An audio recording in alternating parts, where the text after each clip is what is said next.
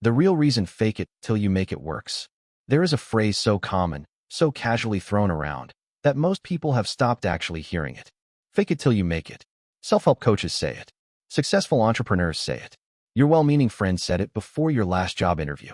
And for decades, it has been simultaneously one of the most popular pieces of advice in the world and one of the most dismissed. Critics call it dishonest, shallow, a recipe for imposter syndrome and burnout. But here is what those critics are missing.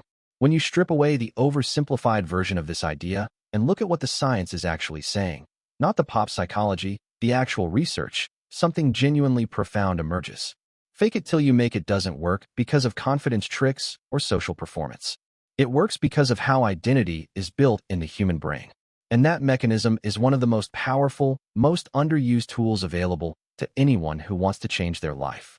Let's start at the beginning, with a psychologist named Daryl Boehm and a theory he proposed in 1972 that quietly changed everything. Boehm's self-perception theory made a claim that felt almost backwards when he first stated it. We don't just act according to who we believe we are. We figure out who we are by watching how we act. In other words, the relationship between identity and behavior doesn't only run in one direction. It runs both ways. Your beliefs shape your actions, yes. But your actions also shape your beliefs, including your beliefs about yourself. This means that if you consistently act like a confident person, not because you feel confident, but simply because you choose to behave that way, your brain begins to update its internal story about who you are. It observes the evidence.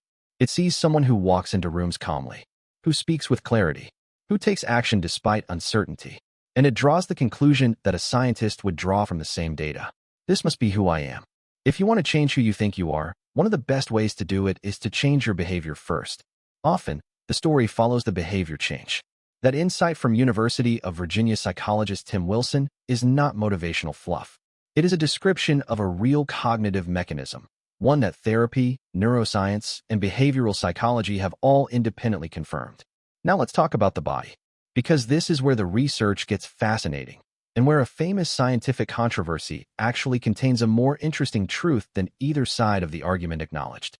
In 2010, Harvard psychologist Amy Cuddy published research suggesting that adopting expansive, open body postures, what she called power poses, for just 2 minutes could not only make you feel more powerful, but could also change your hormone levels, raising testosterone and lowering cortisol. The study went viral. Her TED Talk became one of the most watched of all time. And then, the replication attempts began. The hormonal claims that originally accompanied power posing research have not held up well under scrutiny. Studies attempting to replicate testosterone increases and cortisol decreases have produced inconsistent results at best. So does that mean the whole thing was wrong? Not at all. Because here is what the replications consistently did find. The psychological effects tell a different story.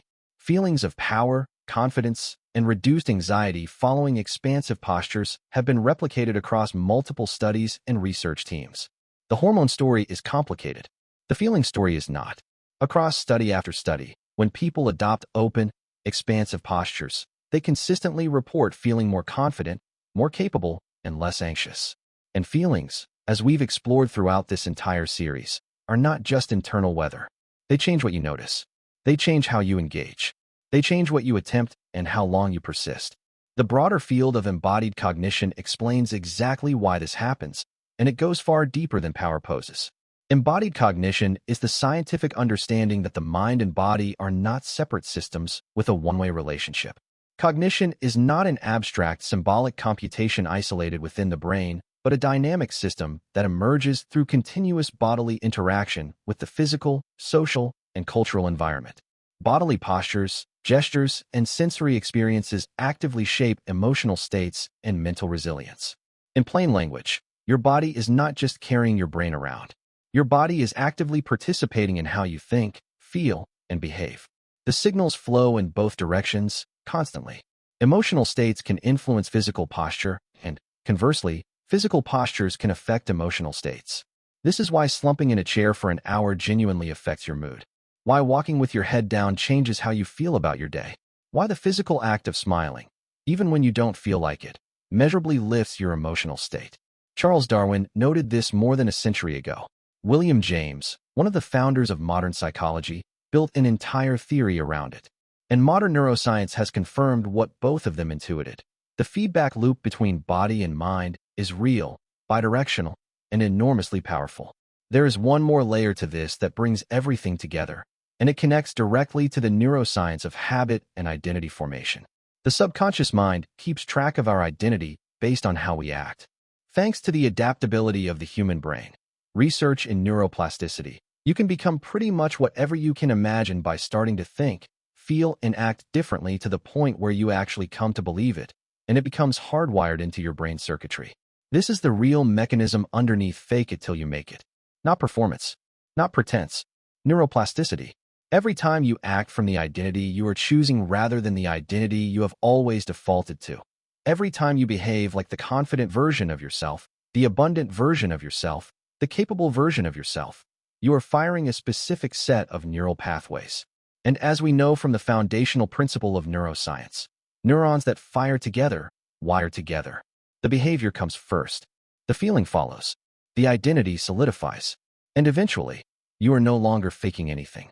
It is much easier to act ourselves into feeling better than to think ourselves into feeling better. That is not a self-help slogan. That is a clinical observation that therapists use as a cornerstone of behavioral treatment for depression, anxiety, and low confidence. In cognitive behavioral therapy, this principle is called behavioral activation, and it is one of the most evidence-backed interventions in all of psychology. Act opposite to the feeling. Behave as the person you want to become. Let the emotions and beliefs catch up with the actions. Now, a word of honesty here, because this research deserves it. Fake it till you make it has limits. Pretending to have skills you don't have in a context that requires them is not a strategy, it's a risk. Masking genuine distress for extended periods without addressing what's underneath it can deepen the problem rather than solve it. The science is not saying, perform permanently and suppress authentically. It is saying something far more precise and far more hopeful. That the gap between who you are right now and who you are capable of becoming is bridged, most effectively, not by waiting until you feel ready, but by choosing to act from that future self before it feels natural. Behave your way into the belief. Act your way into the identity. Give your brain consistent, repeated evidence of a new story about who you are.